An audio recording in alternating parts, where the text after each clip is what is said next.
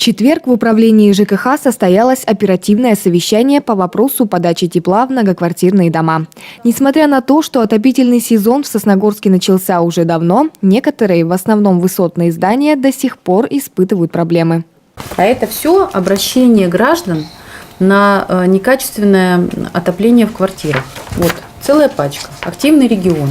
Активный регион, обращение на сайт администрации и так далее, и так далее. Хочется выработать какой-то порядок, но очень хочется, чтобы к выходным у людей отопление в квартирах было. Претензии к работе друг друга, как выяснилось, есть и у управляющих компаний, и у тепловиков. Идет, что не хватает, значит, теплоносителя, да, по расходу, по приборам учета сейчас это все видно, легко и просто это все, значит, посмотреть.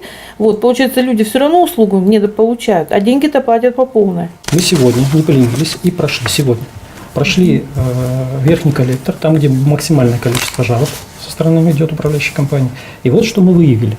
Оказывается, все дома, которые, почти все, 30% домов, которые подключены до 14-го дома, которые впереди стоят, работают не просто с перетопом, а с колоссальным перетопом.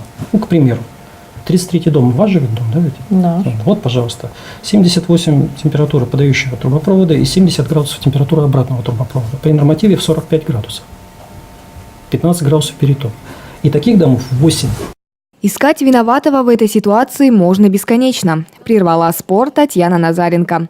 Цель сегодня другая – наладить систему отопления. А чтобы это сделать, надо, чтобы каждый участник этого процесса подходил к своим обязанностям ответственно и своевременно. Вот всегда можно сказать, да, управляющим компаниям не надо ждать, надо идти и так далее. Да. Так извините, и вам, как тепловым сетям, не надо ждать, когда вы занимаетесь перепиской. Ваша вообще задача-то какая? Подать ресурс технически.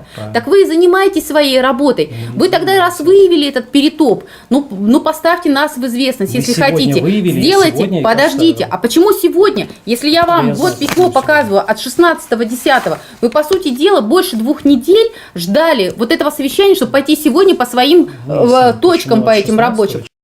В итоге было принято практическое решение, и тепловые сети, и управляющие компании в течение ближайших дней, начиная уже с этой пятницы, совместными усилиями должны провести все необходимые работы для нормализации ситуации.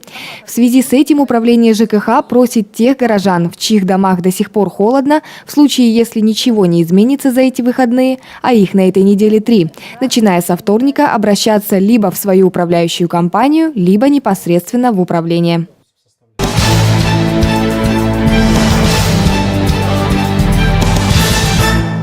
В Сосногорске реализован еще один народный проект. Напомним, что в этом году в муниципалитете их 3 – в сфере культуры, дорожной деятельности и образования. Не так давно мы рассказывали уже о том, что благодаря этой программе в кадетской школе появился новый современный тир, который значительно усилил базу Центра подготовки до призывной молодежи. А на этой неделе один из коллективов художественной самодеятельности получил новые сценические костюмы. В рамках народных проектов ансамбля казачьей песни «Вольница» были приобретены новые женские костюмы. Также была приобретена обувь, как для женщин, так и для мужчин, новые красивые сценические сапоги, элементы костюмов, павлопосадские платки. Кроме этого, для коллективов досугового центра «Нефтяник» поселка Воевож были приобретены головные уборы. Сегодня Вольница уже готовится порадовать зрителей новыми номерами.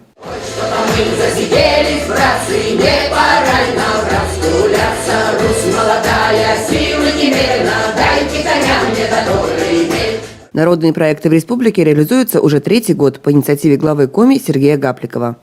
Все они имеют социальную направленность, а в процесс обсуждения народных проектов активно вовлечены граждане.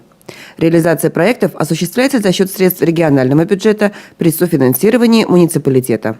За 2 последних года на территории Сосногорского района было реализовано 28 народных проектов с объемом финансирования в 10,5 миллионов рублей.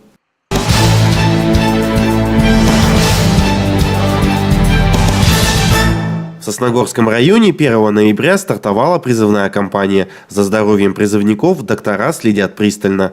Так, в национальном календаре профилактических прививок обозначено, что все призывники должны быть привиты от гриппа. Также по эпидпоказаниям все граждане, которые уйдут в армию, должны быть вакцинированы против столбняка, коклюша, пневмококковой инфекции, менингококковой инфекции, ветряной оспы, если они не болели в детстве. На сегодняшний день вся вакцина у нас в ЦРБ имеется, и мы настоятельно просим всех лиц призывного возраста обращаться в 5-й кабинет для проведения вакцинации. По словам Елены Бекчуриной, кроме призывников, прививку от гриппа обязательно нужно сделать беременным женщинам, гражданам с хроническими заболеваниями, пожилым людям, детям и тем жителям, кто работает в общественных местах. Вакцина у нас тоже имеется в достаточном количестве, поэтому всех мы приглашаем на прививки. Пожалуйста, никаких ограничений у нас нету. Также хочется сказать, что 2-й год подряд мы видим грипп, который очень часто осложняется пневмониями. Поэтому настоятельно просим всех обращаться на вакцинацию. Для того, чтобы сделать прививку от гриппа, нужно обратиться в кабинет профилактики Сосногорской ЦРБ для осмотра фельдшером и получения направления на вакцинацию. Кабинет работает по будням с 8 утра до 6 вечера.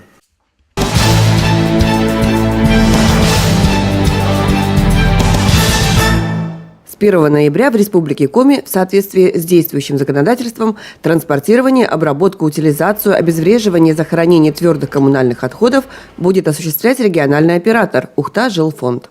Что означают эти нововведения и какие изменения ждут жителей?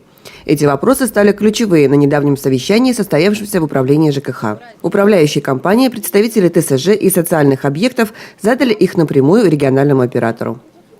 Заместитель начальника управления рекоператора Иван Кряжев рассказал, что теперь услугу по обращению с ТКО будут предоставлять не управляющие компании, а единый на весь регион оператор. В его обязанности входит не только сбор и вывоз мусора, но и дальнейшая его утилизация, причем только на официальных специализированных полигонах. Рассказал он также и об утвержденных нормативах накопления и о тарифах. Они составляют 1,9 куба в год и 165 рублей с одного проживающего в месяц для многоквартирных домов с централизованным отоплением. И 0,83 куба и 72 рубля 8 копеек соответственно для домов с печным отоплением, расположенных в сельской местности. У Кряжева спросили, как рекоператор будет работать с домами, в которых нет управляющей компании, и частными домовладениями. Как с них будет вывозиться мусор? Но с них точно так же, то есть правила как бы не разделяют, да.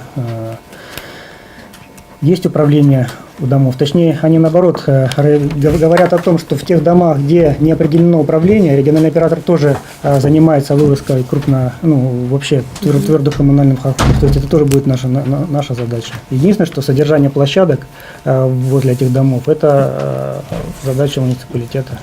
Татьяна Назаренко отметила, что в частном секторе ввиду плотной застройки и особенностей расположения земельных участков не везде есть возможность оборудовать контейнерные площадки. Каким образом тогда будет? Может быть, нам продумать вопрос по поводу проезда в определенное время какой-то спецмашины по сбору вот это. Пусть это будет раз в неделю. Может быть, мы так с людьми как бы этот вопрос проговорим? Да, это вариант. Мы такие варианты используем во многих населенных пунктах. Еще один вопрос, который был задан рекоператору: кому и как будут выставляться квитанции для оплаты этой коммунальной услуги. Как пояснил Кряжев, квитанции будут выставляться всем жителям по месту их постоянной прописки. А вот в том, какие и от кого будут приходить эти квитанции к конечному потребителю, есть некоторые нюансы, которые надо знать. Если у вас частное домовладение или вы живете в многоквартирном доме, в котором нет управляющей компании, то вам необходимо заключить договор с рекоператором напрямую. Следовательно, и квитанции вам будет выставлять рекоператор напрямую. Но делать это он будет через Коми Энергосбыт, так как рекоператор на сегодняшний день заключил договор в этой части с данной компанией. И теперь счета за электроэнергию и услугу по обращению с ТКО вы будете получать в одной квитанции. Если же у вас есть управляющая компания, то здесь два варианта. Первый – на общем собрании собственники принимают решение о том, что будут платить рекоператору напрямую и предоставляют протокол с этим решением рекоператору и в управляющую компанию. После этого региональный оператор заключает договор с каждым собственником и выставляет квитанции, как и в первом случае, совместно с Коми Энергосбытом. Второй вариант. Если в доме собственники не провели собрание и не приняли решение по данному вопросу, то региональный оператор заключает договор с управляющей компанией. В этом случае счет за оказание услуги по обращению с ТКО вам будет выставляться в квитанции вашей управляющей компании. Поговорили на встрече и о проблеме, которая может возникнуть у бюджетных организаций в связи с тем, что новый оператор вышел на рынок под конец года, когда все средства в бюджете уже давно распределены, и пересмотр их вряд ли возможен. Как этот вопрос будет решен, пока не знает и рекоператор. Как один из возможных вариантов заключить договор на вывоз мусора по фактическим объемам. Возможно, тогда дополнительные средства и не понадобятся. По самой же процедуре заключения договоров с юридическими лицами Иван Кряжев пояснил следующее. Значит, сейчас как раз у нас идет сбор и дополнительной информации и от тех юрлиц, которые не обратились в августе. Значит, смотрите, 13 числа мы опубликовали, 13 октября, да, мы опубликовали предложение по новой для заключения договора. Вот 15 дней рабочих, в течение 15 дней юридические лица должны прислать заявку. Окончание срока так называемого ожидания закончился в эту пятницу.